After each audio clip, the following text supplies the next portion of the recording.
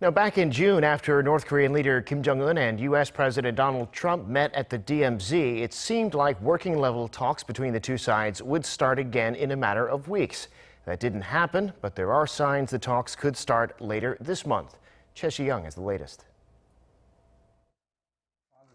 U.S. President Donald Trump took to Twitter on Saturday to say that he's looking forward to seeing North Korean leader Kim Jong-un in the not-too-distant future.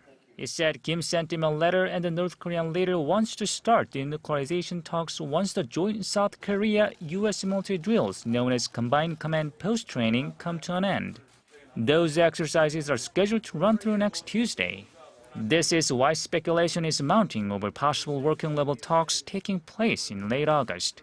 On the same day, a senior North Korean foreign ministry official in charge of U.S. affairs urged Washington to come to the talks with the right attitude. And they will meet directly, not through South Korea, as they did before when they met at the DMZ in June.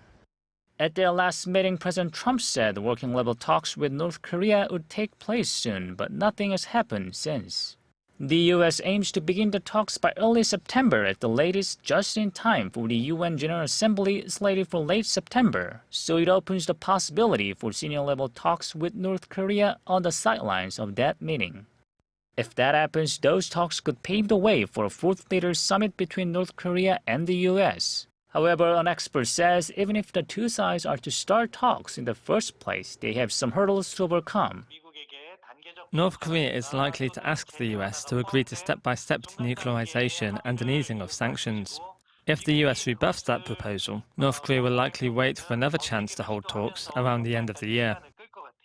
Even if North Korea agrees to Washington's demands, it's unclear what the North will ask for in return and whether the two sides could meet for the fourth time this year.